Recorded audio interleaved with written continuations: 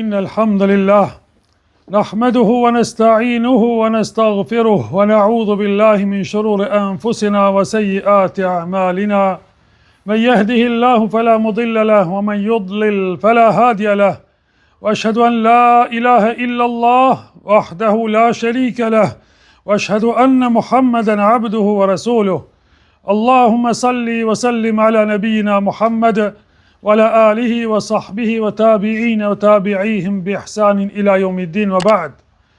Falënderimi takon vetëm Allahut subhanahu wa taala fuqiplot.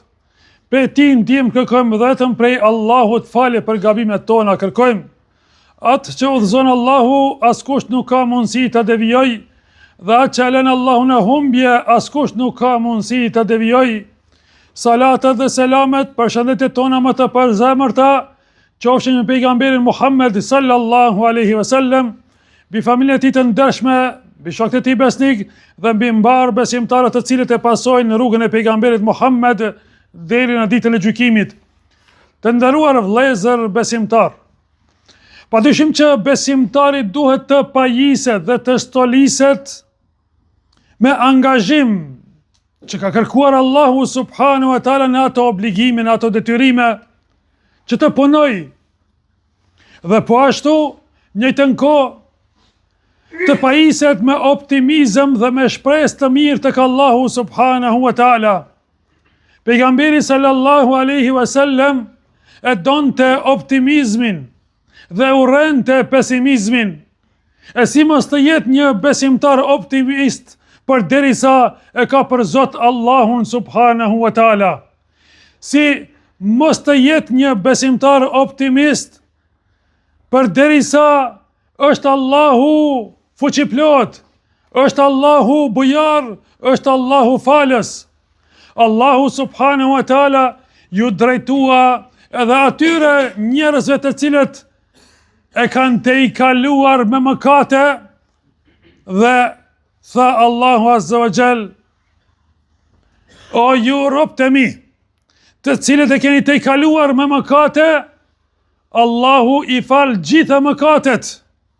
Ju vetëm se kërkoni falje për Allahu subhanahu wa taala, e asesin nuk bën besimtari me humbë shpresa tek Allahu subhanahu wa taala. Vëllezër të dashur besimtar, jeta e njeriut nuk ecë vetëm se varg pa ndonjë lëshim. Jeta e njeriut nuk ecë vetëm se drejt pa pas batica dhe zbatica. Jeta e njeriut ka rotullime, jeta e njeriut ka sfida, dhe këtë e ka çdo kush.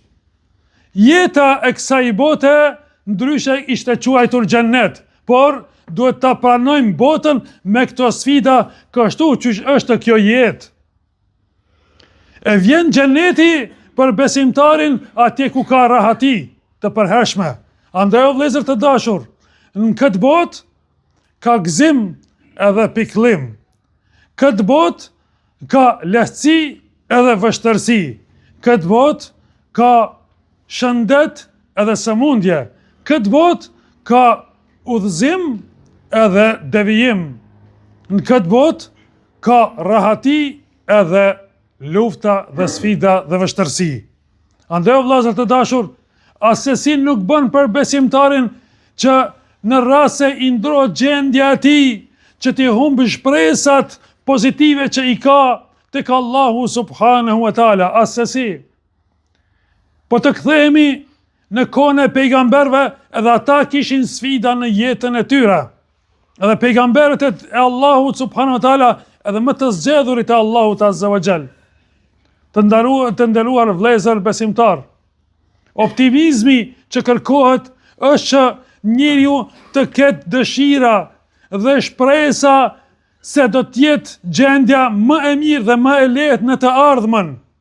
Dhe këtë kur e lidh me Allahun subhanahu wa taala dhe me fuqinë e Allahut azza wa jall, i bëhet edhe më e lehtë gjendja e vështirë në të cilën është duke kaluar ky besimtar. Vëllezër të dashur besimtar, po të kthehemi dhe të shikojmë Musain alayhis salam me ushtrinë e tij. Erdhën deri tek deti dhe nuk patën rrugdalje tjetër se mprapa e kishin ushtrin, por Musai a.s. nuk e humbi shpresat edhe në atë momentin më të vështirë nga Allahu subhanahu wa taala dhe Allahu i bëri zgjidhje. Pejgamberi Muhammed sallallahu alaihi wasallam ishte bashkë me Ebu Bekrin, ku kërkonin prej mushrikëve, mshefën me një shpellë dhe në atë shpellë, në momentin që erdhen armiqët, Ebu Bekri i tha, na zunën, mbëritën. Pejgamberi sallallahu alaihi wasallam i tha, mos u mërzit, asesi nuk mundën të na dëmtojnë, sepse me neve është Allahu subhanahu wa taala. E kujtoj pejgamberi sallallahu alaihi wasallam edhe në momentin më të vështirë Allahun azza wa jall. Ka ardhur në hadith të pejgamberit sallallahu alaihi wasallam, kujtoje Zotin tënd në rahati, të kujton ty Allahu azza wa jall në vështirësi. Vëllezër të dashur besimtar, një ditë ishte pejgamberi sallallahu alaihi wasallam i mbështetur në Qabe. Në atë kohë kur ishte koha më e vështirë për besimtarët në Mekke, ishin të luftuar, të raskapitur, të lodhur nga torturat që i bënin mushrikët kundrejt besimtarëve. Erdhën besimtarët e pejgamberit sallallahu alaihi wasallam me aqa hallin e vështërësisë që janë, duke përjetuar. I thanë, oj dërguari i Allahut, a nuk po kërkon ndihmë prej Allahut për neve? A nuk po lut Allahun azza wa jall për neve? Pejgamberi sallallahu alaihi wasallam u tha atyre, popujt besimtar që ishin para jush, u torturonin dhe u masakronin për së gjalli, ku njeriu u varoste deri në gjysën e trupit, dhe i vinin me sharr, ja sharonin kokën për së gjalli dhe e ndanin trupin për dy pjesë, dhe vinin me krehër të metalta, dhe atyre u agrynin mishin derisa u ndante mishi nga ashti. Por ndihma Allahu subhanahu wa taala do të vi ndihma Allahu subhanahu wa taala. Derisa njeriu do të udhton, ka përmend dy qytete të Yemenit të largëta me njëri tjetrin dhe nuk do të ketë frikë nga askush, vetëm se prej Allahu do të friksohet dhe do të friksohet për delet e tij nga ujku dhe për asgjë tjetër. Por ju po nguteni. Andaj me një hadith tjetër të pejgamberit sallallahu alaihi wasallam ka ardhur që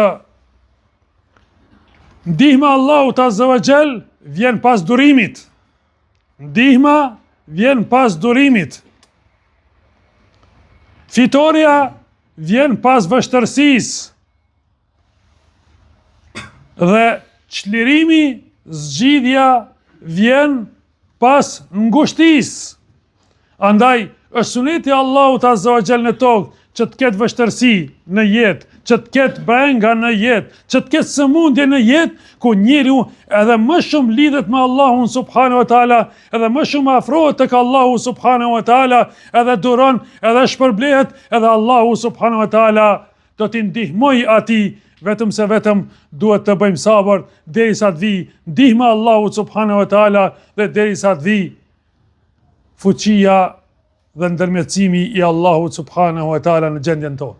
Elusim Allahun azza wa jalla të ndihmojnë neve dhe të ndihmojnë mbar besimtarëve kudo që të jenë për botë. Aqulu qawli hadha wa astaghfiru li wa lakum walhamdulillahi rabbil alamin.